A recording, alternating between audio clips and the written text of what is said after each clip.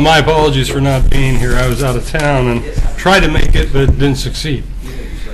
I think our next item has something to do with the library. Yes. Or future agenda items, Mayor? Oh, Did you future want agenda to- items, I'm sorry. Any future agenda items for the City Commission? No, I don't have any. Hearing none, we'll proceed on to the, I'll come to it here. Am I right? You're on? Right. Yeah, it says so. It Very does say good. so. Yeah. Good evening, City Commission. Tonight we'd like to give you an update on what's been going on with the library. And I'd like to introduce our consultants, Matt Newstrom and Krista Bailey, who will help walk us through this material. So you guys can feel free to come on up. I think you've probably met both of these guys before. I think so. I've been here once. Maybe? Once. Okay. Thanks for having us again. So tonight what we're talking about is an update since June. That was the last time we sat in front of you.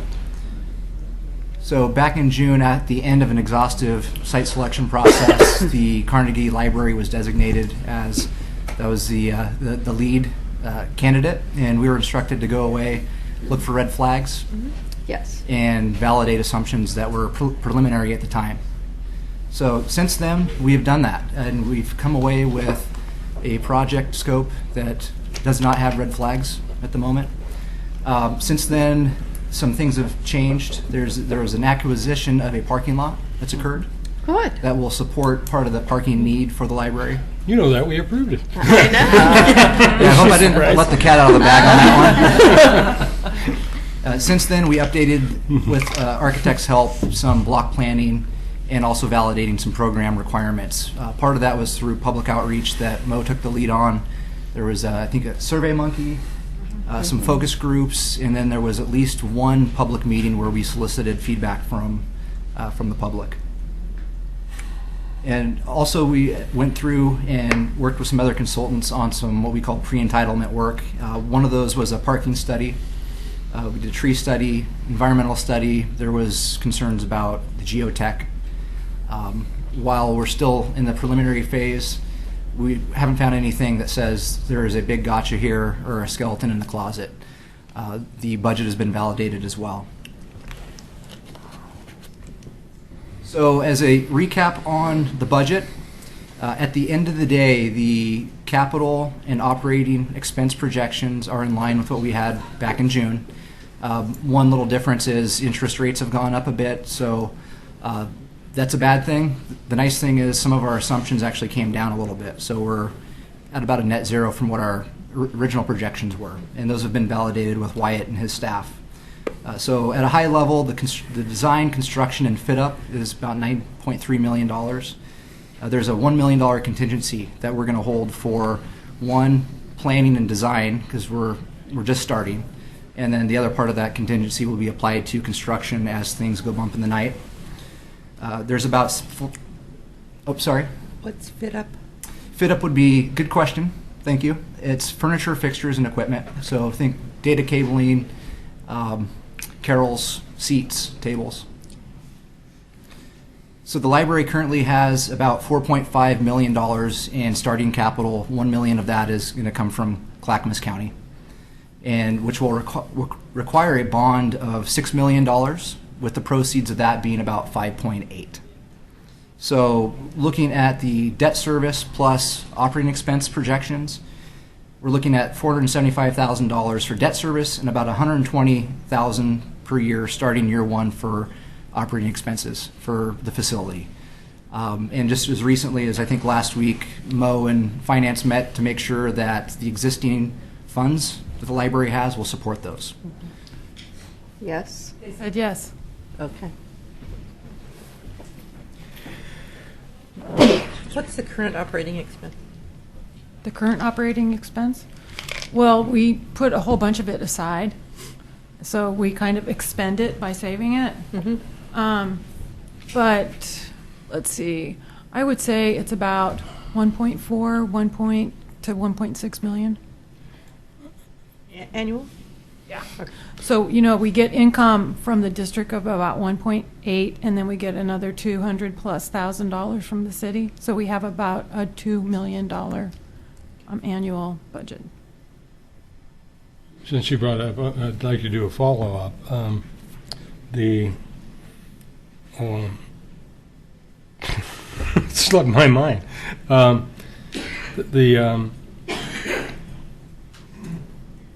I guess for one thing, when we were talking about a library several years ago, we anticipated a more expensive one, and I presume it's because we're using the current facility that it's not going to be as expensive. We don't require to build out as much room. I suppose that's one of the reasons.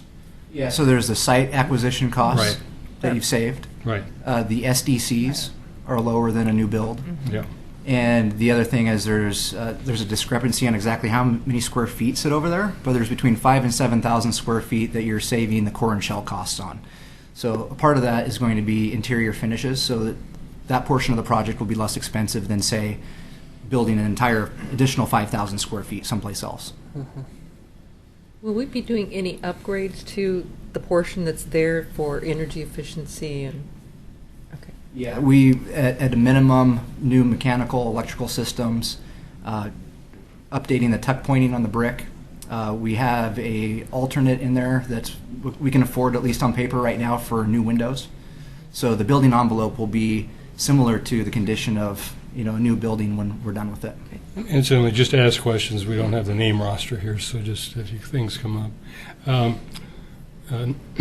Another thing in terms of the kind of the design of the interior, can it be done in a way that minimizes the number of additional staff that we might have to hire to operate it? Yeah, that's all stuff that I think about when we think about like the layout of the building, Right. and like if we're going to use the basement for public space or just staff space, that kind of thing.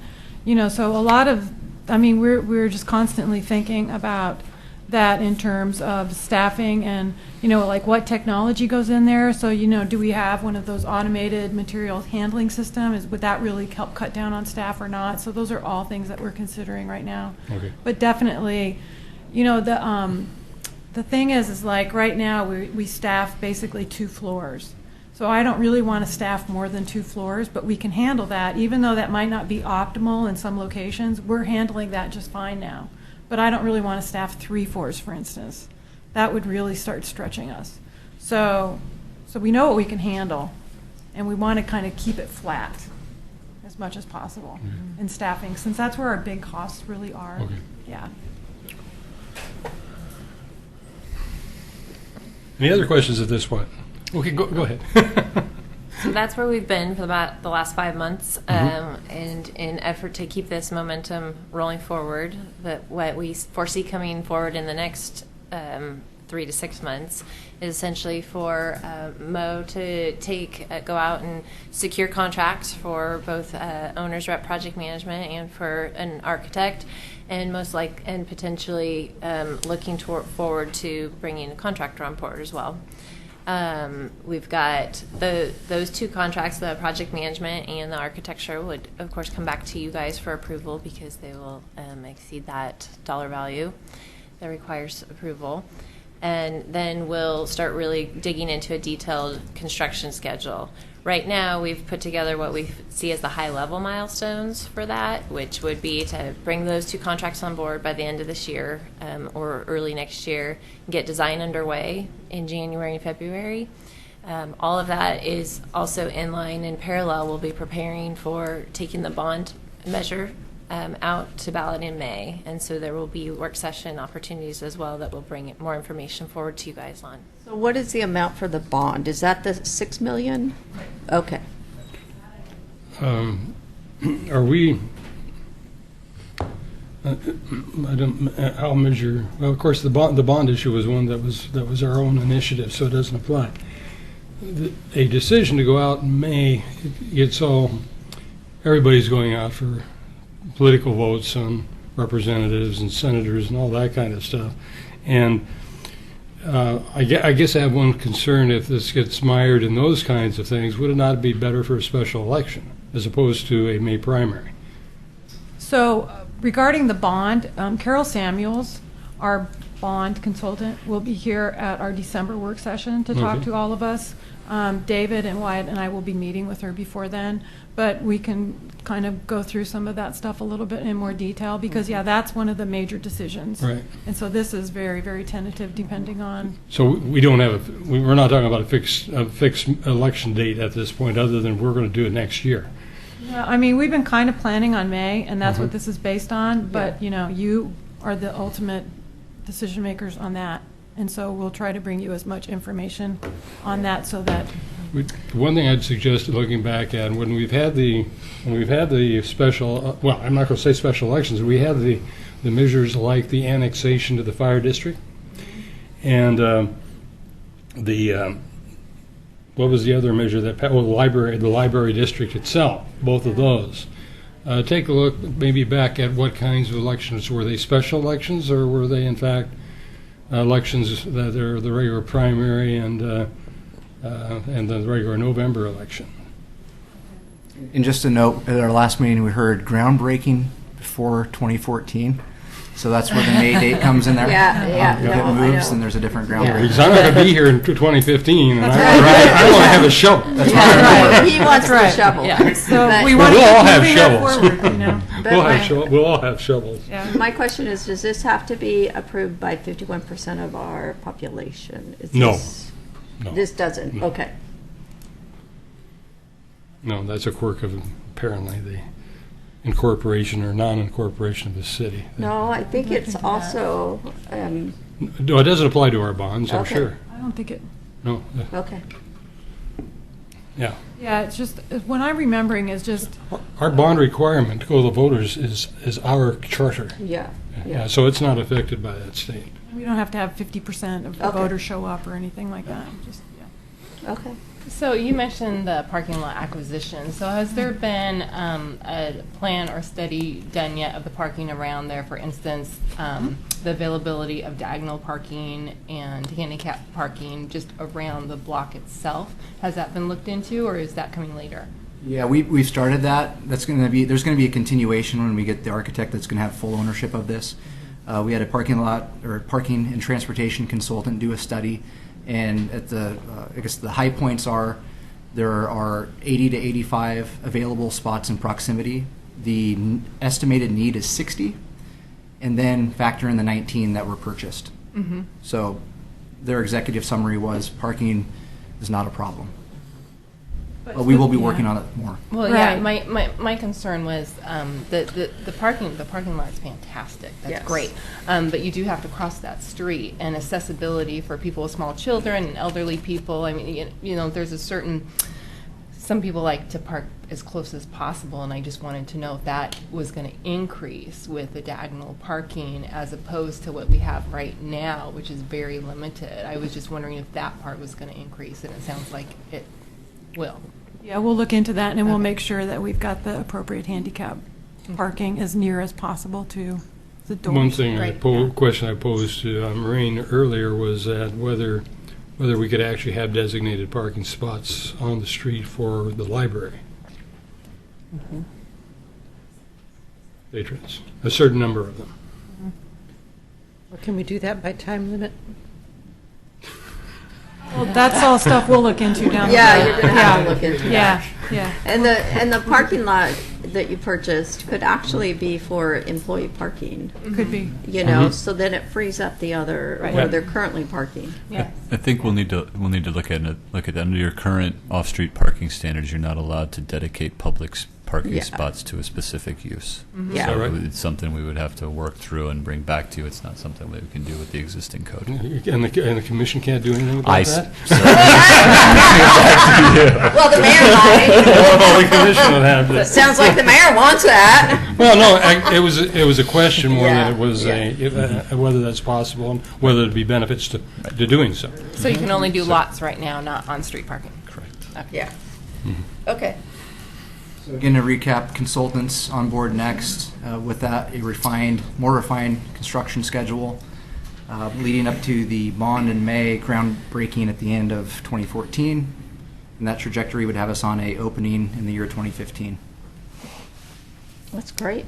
This is very important to me because some 20 years ago I was involved in trying to get a bond going to get us a new library, which was tied to a fire station bond, which failed at that Yes. particular time. So, You never gave up. never came up. And that's the end of the presentation. Oh. Are there any other questions that we can answer right now? Well, Or try to answer? I'll be anxious to hear what the future brings, what our voters say. Yeah. Yep. Perfect. Thank you. Great. That's Great, Thank thank you. you very great much. progress. No. Art Commission. Okay, the Art Commission. Good. Right. So I'd like to take this opportunity to tell you about an opportunity that you have. So thank you for listening and putting us on your agenda for tonight.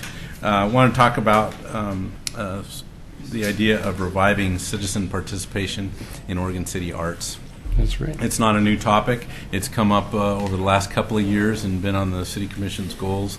And we hope to maybe not knock this one out of the park, but at least kind of get to first base. And so we're looking for some just indication that you think we're moving in the right direction from this presentation. So right now, in your current goals, the City Commission established a goal to revitalize the Arts Commission, with the milestone to review goals and implementation options at a work session in 2013. So here we are. We took the information, actually we established this goal in your goal setting back in January.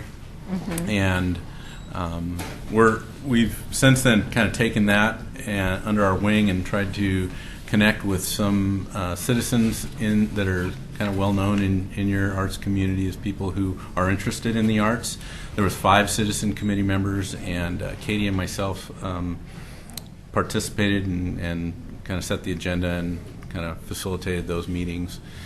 Cheryl Snow was also in the room from the Clackamas County Arts Alliance and helped us facilitate those meetings and provided some good things to talk about in terms of what's going on in the Clackamas County region. So we had, I would say, 3 fairly productive meetings, although we still struggled to figure out whether Arts Commission is really what the target should be for Oregon City, and whether or not it should be more of a how does the city help the arts community revitalize its interest in the arts. And I think the one item that we had pretty rock solid consensus on was to have any kind of to even consider a commission, we should be first looking at a funding program. So the group looked back to some of the things that have been kind of proposed in the past, and the percent for the arts ordinance was. We were reminded that particular document is still floating out there. It had been yet to be adopted by the City Commission. So they all kind of like that idea of a percent for the arts, and we've checked with other communities. Some of those have been real successful, other ones not so successful. We think that, especially with this this library project, I was just thinking a $9.3 million project would generate $124,000 at the rate that we're proposing. It's like 1 1/3 is what's in the draft right now. So we've shared with you that percent for the arts ordinance. We'd like to bring that back to you in the not so distant future. So I'm kind of looking for a head nod on whether that's the direction that you think we should go. We did talk about several other things that I think that the committee was kind of split on, but definitely they'd like to see another keynote arts event in Oregon City, and they think that the city can help with that. Whether we need a commissioner or not to do that is kind of what's up for debate. They felt like the group could work on grants, grant submittals, and have maybe a little bit more merit if they're sponsored through this kind of city-sponsored group. And we talked, Rocky, a fair amount about the inventory that we followed up and had a conversation with you about trying to complete that inventory and also establish maintenance options for how we would deal with that. And again, we kind of feel like that's more of a piece of work that we would have to do and could probably do that using an intern. and maybe some focus, but not necessarily the work that a commission would necessarily do. They might approve something like that, but we think you could approve something like that as well. So I think funding was the big deal. We think that we've made a lot of progress with our arts programs through the project by project kind of approach. And we'll continue to do that until we determine, once we have some funding in place. I mean, if it were in a perfect world, we'd have enough funding to buy public art and be able to maintain that. And if at that time we want to reevaluate whether or not a commission makes sense, I guess we could do that. But we kind of feel like someone or a group that would be more facilitated by city staff, but not necessarily a commission, would be a good way for us to go. So that's what we're recommending. So first step would be to bring back to you the percent for the arts ordinance, and next step would be to just kind of see if we can't get a project that could actually help generate some revenues, and then just continue to work with this or another work group to kind of keep our focus on the arts programs in Oregon City. So that's where we're at. We're not recommending an arts commission at this time. So what was the percentage that was recommended? Well, what we've been talking about is 1 1/3%. So any building project that would include, or any project like a building project, and that could include construction costs, probably not design costs, would 1 1/3% of that would be set aside for arts that would likely be applying to that same facility, depending on, if it were a library, for instance, we might want Easier to It's in our multiply. budget. It's easier It's to in our multiply by 1.5 than 1.3333333333. if you Or- Three. if that's we haven't Or as a 0.5. committee, we didn't really talk specifically about the percentage. We just think the concept is right. Okay. So for clarification, it's city projects, not private Yes. projects. City projects, Yes. not private projects. We're not proposing private projects. We're also not proposing percent from public utility projects, for instance. I just want that to be understood. Okay. However, that does bring to mind something that, of course, is, and Commissioner Smith has brought it up many times, is the mural program has kind of died, and that's important, but it's not part of Public Works. I mean, No. it is private, but maybe we can have. I mean, this is important to get through it, but maybe part of that discussion can deal with the mural program that was started roughly 20-some years ago. And I think the last one we had is across the street, as far as I know. Yeah, that's most recent. Yeah. Mayor, one thing I want to mention is that, excuse my voice, I don't really have much of one tonight, but the pot isn't getting any bigger. No, I understand. Right. So I can assure you that you're going to have more need than you're going to have revenue, but that's not new for you.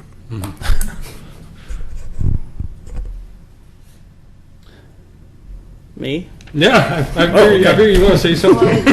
Yeah, I do. Well, I was going to ask. Usually, we have the commissioners talk first, and then we come to the public. And I've had conversations with John about this. I think there is a lot of varying opinions on what we want to see, or various groups in Oregon City want to see for art. The reason this has been an issue on my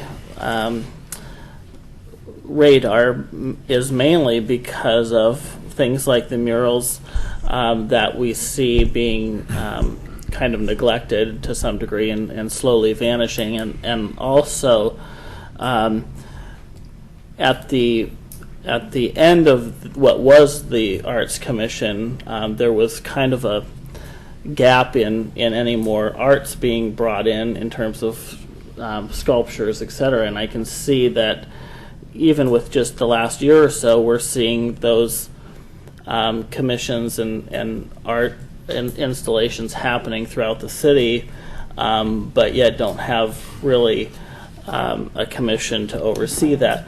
Whether or not that's necessary, I don't know.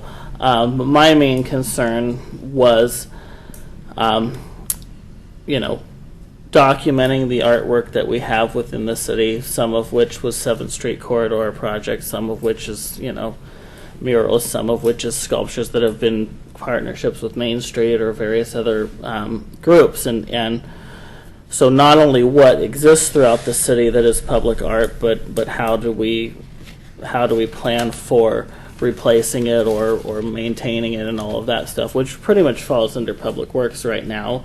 And so it hasn't been a huge issue, but other organizations within the city have brought up other concerns or other interests that they want to see an arts commission tackle if there is one that exists, and things like planning city festivals and you know, much broader vision than what I think our need is currently for the city. Right. So I think that what John has brought to us from Public Works is kind of meets my needs in terms of what I think the city really needs to be looking out for right now. I think moving forward, if we can go beyond that and partner with some of these other art organizations to do things like what was, you know, a broader kind of art community, I think that would be great. I think the other piece that has been brought up, I was part of the original Arts Commission from its founding to its demise, and around the same time that the Arts Commission fell apart was when the Carnegie Center closed.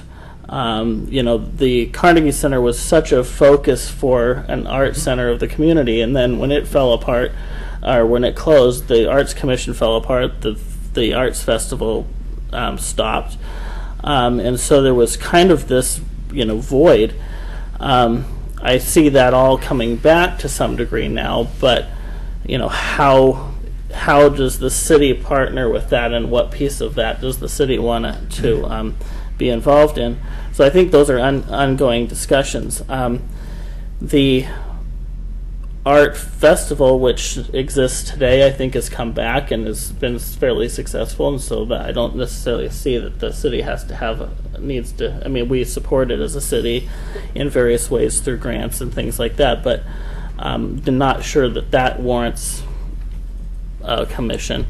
But the work that the original commission did was, one was write this % for art ordinance, which I honestly don't know why it never came to the commission, other than the fact that we had lots of other issues to deal with at that time, and so I don't think it ever got to the commission. But I think one of the reasons we found it so important, even at that time in writing it, was this view of the future of what Oregon City was talking about: a new library, a new police department, a new public works building. You know, we have a lot of facilities coming in the near future, or maybe not so near future, that we really want to see art be a component of it. And so I think any work that we as a commission can do to implement this art ordinance for our public buildings before we start building them, I think would be great. The other idea that I have mentioned in the past that maybe could be a work session item for Urban Renewal Commission or the City Commission is that the concern about the murals. And I would say that one of the ways to protect the existing murals and even possibly add to future murals is storefront grants. And it's something that we've kind of thrown out as an idea. I don't know. It'd be interesting to discuss it. I think discussing the possibility of murals being a part of storefront grants, especially when we're looking at things like the alleyways in downtown, some of those things, I think we could really think about maybe a way to incorporate the murals in a way that we've talked about signage and other things with storefront grants. So. Good. Any other comments from the commission? I have one more thing to add. Go ahead. As far as talking about the scope of the Arts Commission, one thing that came to mind, especially when we were talking about maintenance, is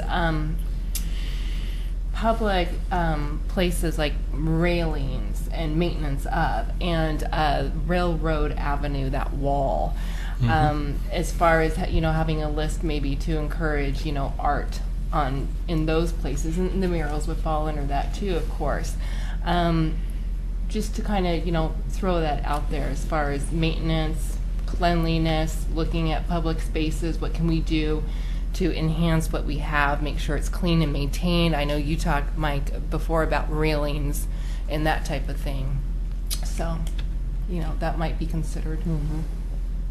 Or maybe Mayor, it's if I already might covered. add, if the commission wants us to explore that 1% ordinance and bring it back, what effectively that's going to do is create a separate account into which money will flow from various city projects, and then over time you can either save up that money over a period of years and do one nice project. You can dribble it out in smaller amounts and do some maintenance. There'll be different things that can be done with the money, but there will be dedicated funds in a certain amount depending on how much activity the city has that year.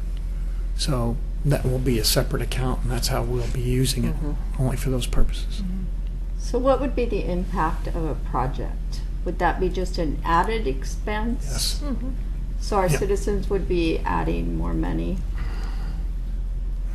It's coming out of our revenues. Okay. Yeah.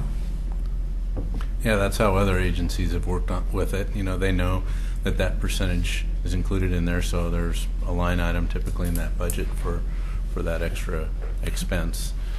And it basically tells the community that, public art is a priority.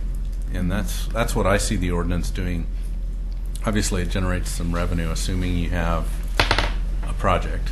I mean, one of the other reasons why it probably wasn't priority, Rocky, is because we hadn't had any buildings on the table. And so as we move towards that, and this is one option. We've talked about other options. I mean, it's nice to have some steady revenue and something in an account for them to even talk about. That's one of the problems with having a committee is you can talk a lot about the things you should do and could do, but until you have a real funding mechanism, it's frustrating. And what we were a little bit worried about was having a committee out there of good volunteers wanting to do good for the community and volunteering their time and really not having a budget allocation for them.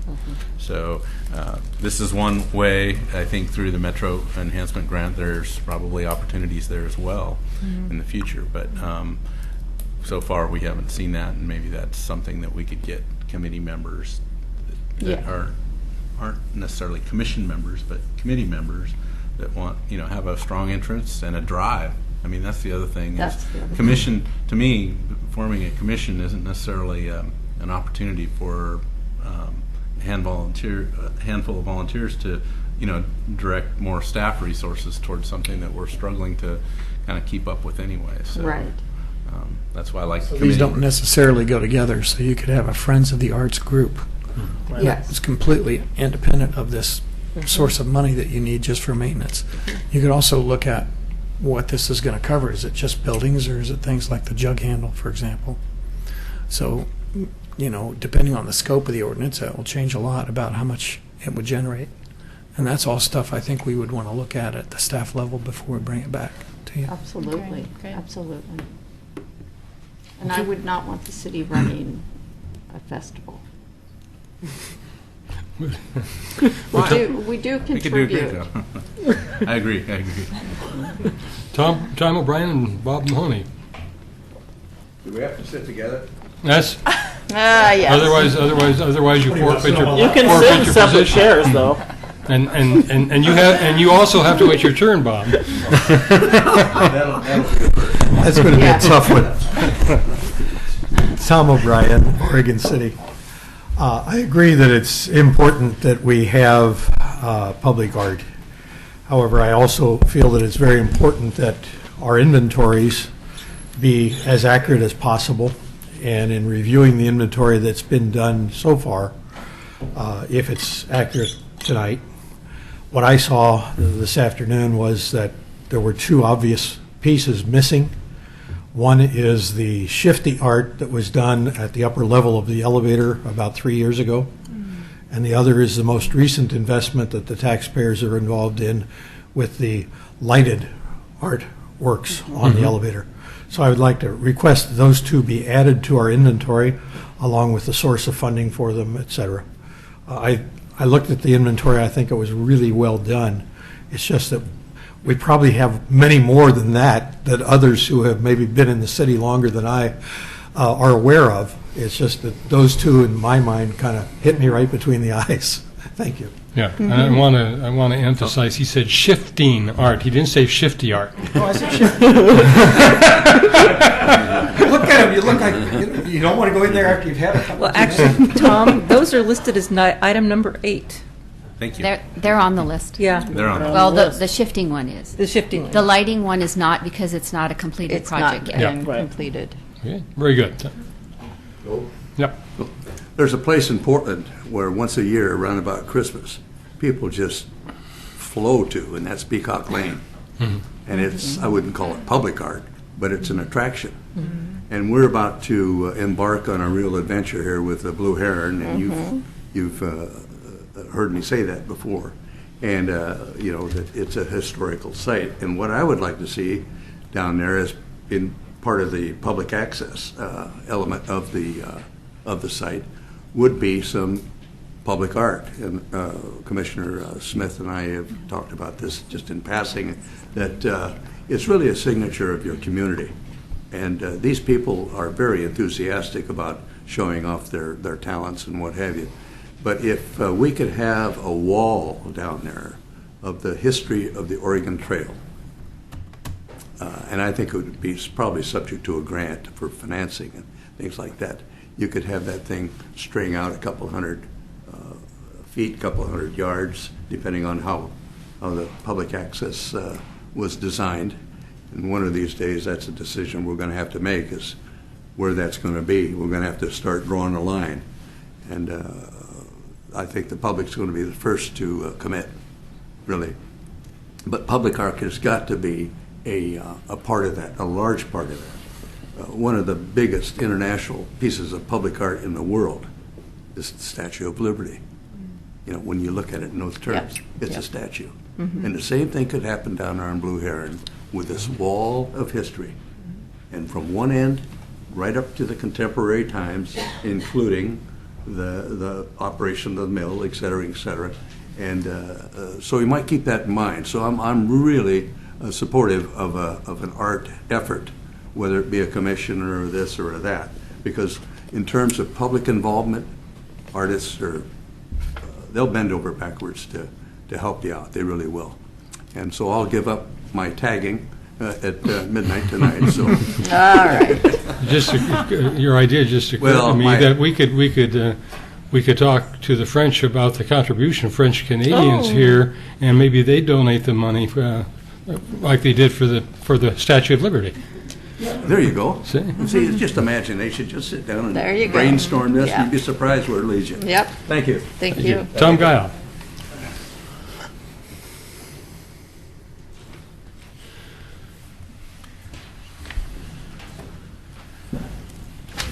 Good evening. Tom Guile, Oregon City. Wasn't planning on talking on this, so I'm scribbling notes while you're all talking.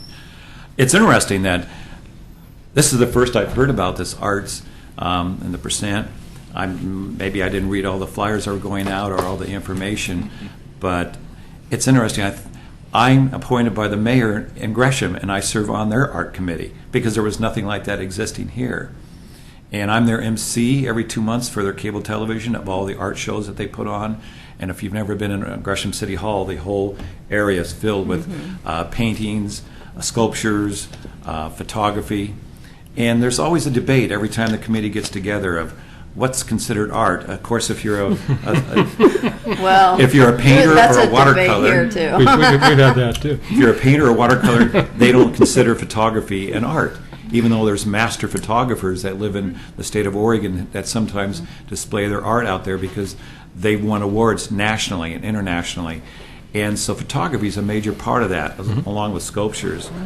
And it's not a commission, it's a committee, and they do get appointed by the mayor. And I was making notes to myself that that I think any committee that we have shouldn't just be all particular artists or just those who are in the artist community, because sometimes they have a focus on this is the particular kind of art that we like, and there needs to be more participation by citizens on that committee. Oh, yeah. And they can be a photographer themselves or whatever, but the percent of the sale, I'm not sure. They get a percent of sales of all, like 20% of any sales that have happened of any of the artwork when they have shows.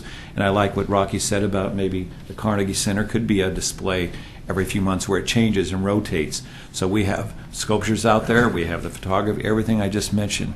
And maybe a percent of the sales of any of those, they have a reception, they have light music like a harpist playing, and they have little hors d'oeuvres. And I think that the city puts in, our friend back there could probably tell us more, but they put a little bit of budget in the art committee, but they also bring in the sales and those commissions to help bolster that fund. I'm not sure if that percent that's being discussed is an added tax. I know I hear from a lot of people who don't understand a lot of the art in Oregon City. They don't understand a lot of it. In Portland, too, probably. I hear more comments like, is that a piece of art? That really does. Who asked for that one? And so I think more input on that, because if people feel they're going to have an added part of their taxes going to art, they probably want to have a little input to it. And so just a thought about that, what Gresham's doing, and maybe you can look into that a little bit better, because I'm happy to be a part of it. I don't like to drive all the way out there every 45 minutes to get there to have a half hour to an hour meeting. So, and according to Bob about the Peacock Lane, Rocky and I are going to get together and start a Street of Screams at Halloween. So just one little street, nothing but Halloween, Yeah. right, Rocky? Thanks a lot. But I hope I've given you a little bit of thought about the Gresham. No. What? As long as you can find me a place to rent on that street. Anyway, thanks. I hope the idea about Gresham might give you some thought to look into that. Okay, but I would like staff to speak to the tax. Right, Because so- I want that to be clear on the record. Citizens will be wondering. That it is not a tax on citizens, right? No, it is not a tax on Can you citizens. say that louder? Yeah. This is definitely not a tax on citizens. This Okay. is a percentage that would be taken out of any project that would be allocated specially for art. So it's not necessarily a, And it's you're not only gonna public increase property. tax. Only public projects. And that's why Public it's, buildings. it's not going to increase our budget either. Okay. So it's going to be taken, it's an allocation out of our existing Yes. budget. Yes. And it can Well- only be used for public art. Yes. Public places. art. Right. And- Yes. Well, public art, it could be used for maintenance of public Right, art. right, or it right. could Well, I be just used want, for- I don't want entity. people thinking that we're going to send out new tax bills for art like the city of Portland. And actually, we already spend some money on this anyway, so I'm not even sure it'll be that big of an increase. It'll just be codified differently. Right, Mm-hmm. right. Right. Okay, thank you. Very good. Thank you. And now we would like to talk about the bylaws of the Citizen Involvement Council. Okay, good evening, Mayor and Good Commissioners. evening. At your October work session, the Commission considered whether the City Commission should be the approval authority for revisions to the bylaws of the Citizen Involvement Council. And after some discussion, the Commission asked for the changes that had been made from all the previous bylaws to the current bylaws that they would be identified and then brought back to you for some analysis. And so tonight's agenda includes two separate documents, a bylaws comparison chart showing the main sections from the 1977 initial policy. Yes. And the changes made in 2011, and finally the revisions that were approved by the CIC earlier in October. The second document is, for those who love analysis, Yes. is the long version of the comparison chart, if you want to read all the tiny details. So tonight, staff is requesting that the Commission review all of the documents and look at the purpose of the CIC once again, to ensure that the goals for this particular meeting body are being met, and to make a determination on whether you wish to be the approval authority for changes to the bylaws. And if you do, then the bylaws can then be scheduled for approval at a future regular meeting. Katie Riggs is the CIC coordinator, and she is the one who has compiled these two documents, and she's an invaluable resource for us. So she's probably can answer more questions than I can. So enjoy your discussion. I'm sure it will be lively. It's great to have discussion. I'll just ask because I haven't had a chance to review this over the last week. There's been other things coming up, but have everybody had a chance to really look at this? I have not. Okay. Not all of it. What we probably will do is have an opportunity to look at it and have a continuance of the study session, but in the meantime, we do have some people who are knowledgeable about the process who want to speak. Yes. And so if Bob LaSalle and Amy Willite, excuse me, would come forward. My apologies.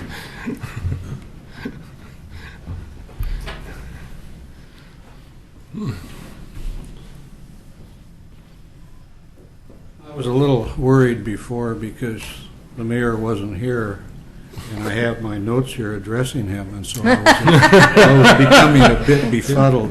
Well, you just addressed the chair of the committee. I mean, who's ever up there? Other than you. Well, Mr. Mayor and Commissioners, my name is Bob LaSalle. I'm a citizen of the Oregon City, and I was the chairman of the committee to review the CIC bylaws. We met 7 times and spent approximately 16 hours putting this document together. We don't have a problem with the City Commission being the approving authority for our bylaws, even though it's not stated in the past or present bylaws or in the city charter. What we are nervous about is you changing the bylaws after we put in all that hard work to make them right. As we communicated with the CIC members, we examined and changed the bylaws with the spirit and goal of making the bylaws a lasting document and one that doesn't have to be changed or examined every few years. After several months, they were presented to the members and voted on and passed on October 7th by a vote of 15 aye, 1 nay, and 1 abstention. And of course, this was after we had provided all the members with the final document. The reason the decision was made to review and change the bylaws was the upheaval over the elections of last December. And the more we examined the document, the more gray areas we found, so we decided to go through it line by line. And we put a lot of hard work into it. To be honest, we're proud of what we've come up with. The last time you discussed this, there was a lot of talk about the CIC being only the land use council. Our mission is much more than land use and is so stated in at least 2 city publications. Yes. I'll quote, the city website states the purpose and the mission statement, quote, "We will provide an active and systematic process for community and public agency involvement in the land use process and consider and act upon a broad range of issues affecting the livability and quality of our neighborhoods." That's on the city website. It's also repeated in the city boards and commissions orientation manual on page 13. In that same manual on page 23, it states that, quote, "By concentrating on specific areas, board members expand their expertise and conduct detailed analyses the city commission may not have the time to pursue." And that's what we've done. So that's our position on this matter. If you've got any specific questions about the bylaws changes, I'll be happy to offer any answers. Thank you. Thank you. Thank you. Amy? Amy Wilhite, Oregon City. I am the secretary on the CIC, also the chair of the Gaffney Lane Neighborhood Association, and I sat in on the bylaws committee, and it was a great process. It was so positive. It It was wonderful to see, and when we brought it to the CIC, everything flowed smoothly. My biggest question tonight is why this came up. It keeps saying staff is asking these questions, and I'm just curious as to who that staff is and why those questions were brought up, because I think the CIC, we have a positive thing going. Things are going great. We interact with the City Commission, I think, on a fairly regular and consistent basis, and I'm wondering what the true underlining reasoning is that this was brought before the City Commission, because, Bob spent some time looking in the past, and it wasn't, other bylaw revisions weren't approved, other boards and commissions, bylaws weren't approved, and so I'm just wondering truly what the reason is that this was even brought up. I guess it was really brought up from the standpoint that you're unique in that you're an instrumentality, is that the phrase we use, of the commission. And from that standpoint, I think it's appropriate for the commission to look at it. Some of the staff have their own opinions. I think this should be basically coming from you all. So but I think this is an opportunity then to look at it. You were the one, I think, that recognized the failure of your last election process did not fit your bylaws. And I think to have a detailed look at it from all aspects is important from that standpoint.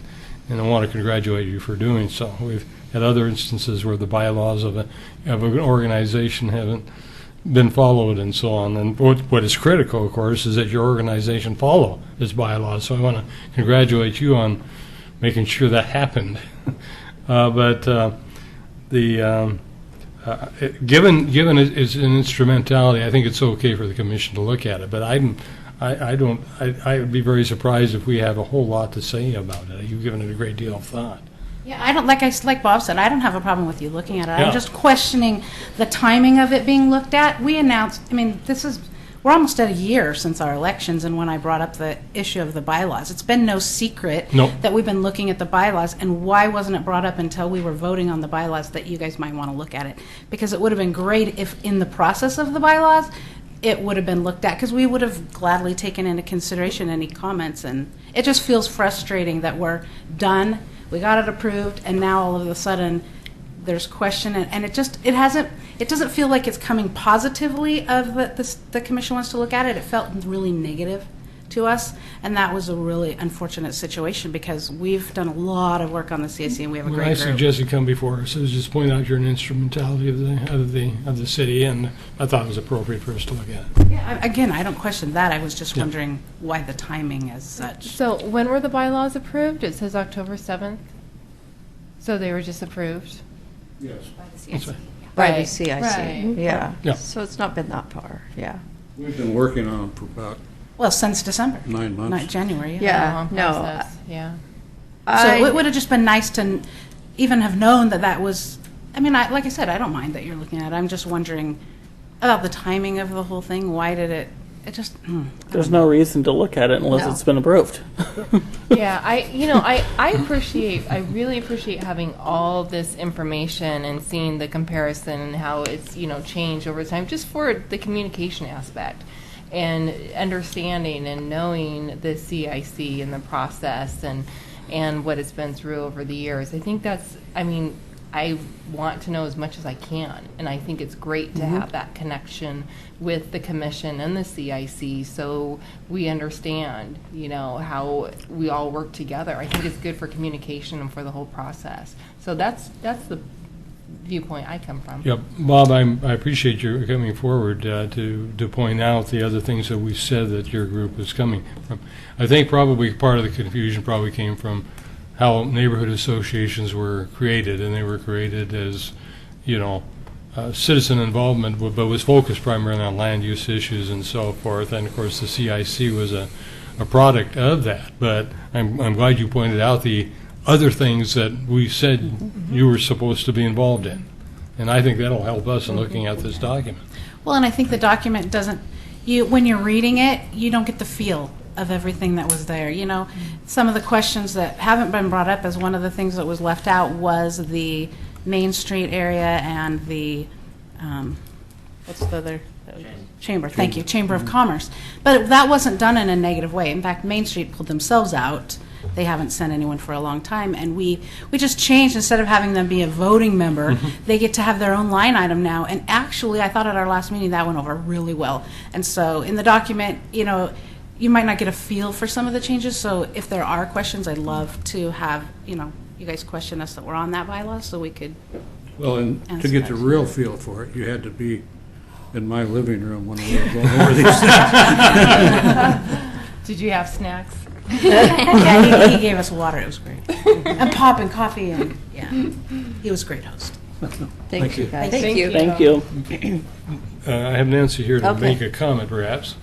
Yeah, I just wanted to remind the commission about that all of the boards and committees that you have established, that the city commission has established, you have a lot. When changes to the bylaws have been made, they come to you by resolution. Right. You've made because you created the body. You approve the bylaws. It's just Yes. and I think what has happened when I did some research back many years, back from 1977 on, that there used to be a time, apparently, that the city commission approved the bylaws because even though I couldn't, the minutes are scattered. I just don't. The records were just not kept very. I don't know where they went back then, but I did find documents that said, okay, these bylaws are now ready to go to the commission for approval. Right. And so then when the CIC was disbanded in the early 2000s and then came back again, I think because we didn't have a coordinator position at that time, I just think it got missed. So in looking at all the research, you know, I realized that it appears that they used to be approved by you, and then it was just missed in the late 2000s, and we're just wanting to get back on track again. Sure. So, you know, since you're the creating body, you should also be the approving body. Right. And that doesn't discount all of the hard work that's been done by the CIC on these bylaws. I mean, I'm sure that you have a great respect for that as well. Commissioner Mum. Well, as some of you may remember, Tom Guile, I was one of the ones that reactivated the CIC, and I have said forever, the CIC serves more than just the one purpose, which is the land use. It's much, much broader than that. So, I mean, I appreciate, and Bob knows, he spent a lot of time with me on a campaign. He knows I appreciate all of your efforts. I think personally it looks good with the work that you guys had done. So if we need to wait for one more meeting or whatever, then that's fine, but it's been approved. I think it looks good. So it's kind of up to you guys. Yeah. That's what I'm suggesting. We might either deal with it at another study session, or we can put it forward as a commission item after we've had a time to review it. Either way. Yeah. So I appreciate what you guys have been doing, and I think everybody else has been appreciative of you. Well, now we got Tom holding his hand up. Oh, Yes, you do. State your name. No anonymous questions. William Gifford. No, Tom Guile. Sorry, I'll hear about that one. I'm going to personally let you know. I'll let him know. No, you brought up something there, and it's interesting because I know that group. I wasn't involved in the rewrite of the bylaws on this one, but I think some of where it was all coming from in the questioning was that a year ago in December, when we came to you about the problem with the elections, yes, it was put back on the CIC that you're a separate organization, we don't govern you. And so I think everyone felt that they were responsible while they still report to you. I felt the onus was put back on them that you are responsible to govern your own group and to take care of your own bylaws. So now they felt that, well, why is someone checking on our bylaws now when we were told last year that you're a separate entity and you're not a commission, you're not a board, you're your own group. Well, so maybe that's where it's coming. No, I take it a different way. You're responsible for administrating your own bylaws, and that didn't happen. Well, last year, but yeah, and the result was I heard one of the commissioners say that they expected fraud. I saw no evidence of that. The fact of the matter is, things weren't done in the correct fashion.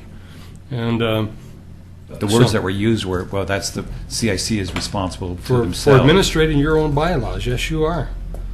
But I think Our it's, own bylaws, not the city's. well, Yes. I'm just Yes, playing but- devil's but that- advocate there. But that's true of all the boards and everything Yeah. else. I mean, Okay. they have their own Standard practice. bylaws. We don't. We assume that they're following them, and if somebody comes forward and said, "Well, they haven't been followed," then there's an issue, and that's that's exactly what happened. not I mean, planned. We're not by accident. going to police whether you are following your bylaws. Well, I'm not part of unless the we get a CIC complaint. anymore, but I think that's where that Yeah. was coming from. Was they thought they heard something different? But thanks, I just thought Yeah. I'd say that. and I think it's good to look at bylaws and check them every couple of years. So I know, Bob loves to do bylaws.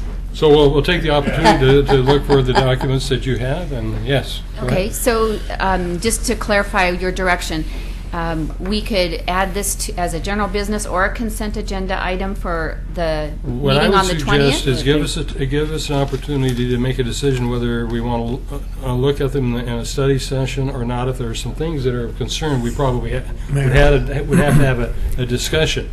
And then we can make a decision as to what we want to do at the next commission meeting, whether we want to put it on a commission agenda or whether we want to have further discussions with the CIC as part of a So study you're saying session. put it on the next work session agenda?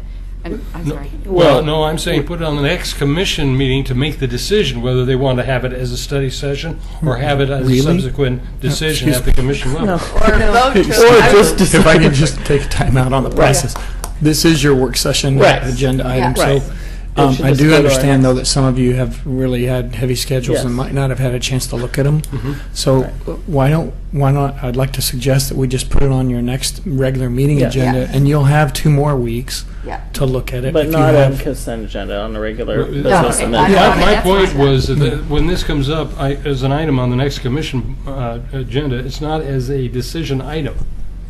The decision. if we- would- Put it on the decision item, and if we decide we don't want to make a decision that night, we Okay, won't, can but do we that. probably Yeah, we can do will. it that way. Yeah. That's Yeah, fine. that's what right. I was thinking. That's fine. City Commission. You gotta take the mic, Mike. I'm puzzled, and shouldn't this have just been dropped from the agenda tonight? No, Because we it- asked if- for it to if- be there. I don't know why we all showed up if nobody had read it, and if they had, maybe that we should have. The reason we hadn't, because we had a death. We had a police officer. I understand. Okay, well, that's why. But you all came, and I guess we could have dropped it and informed you, but, I mean, I'm sorry it worked out that way. That wasn't planned. Sure, I know, and it's affected the whole city and myself as well. But even more so than we probably should have just dropped this from the agenda tonight, I think. Well, I mean, I don't think staff was aware at this time that none of us had read it. We did not inform them we did not read it. So that's not the staff's problem. I get it. All right. Okay? Thank you.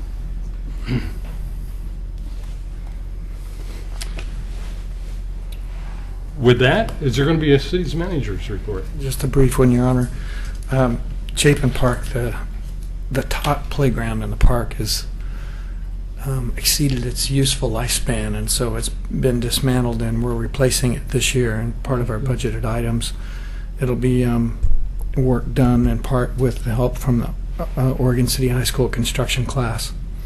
And so, if you get any calls about the top playground, that's what that was planned all along for it to come out this year, and it's being replaced. The second thing I have to report is that all of you have been invited to participate in the procession for Officer Litke's service. We need you to meet at the police station at 7:45, between 7:45 and 8, and we're going to leave at 8 sharp. So we're asking you to be there at 7:45 a.m. at the Oregon City Police Department on Thursday. okay, perfect. Thank you. Thank you. And that's all I have, Your Honor. For the good of the order, is there anything else anybody wants to bring up? Excuse me, Mayor, did you want to make an announcement of this? Oh, Oh, You have it there in front yeah, of you. just a moment. I apologize. He does. Yes, very good. We have here the benefit concert, and I was aware of this, of course, honoring Reserve Officer Robert Lipke. It's going to be at the Tumwater Room on Sunday, November 27th, featuring violinist Aaron Meyer and guitarist Tim Ellis. I look forward to it. It is it intended to be, I think, probably partially a fundraising effort, and so. Yes.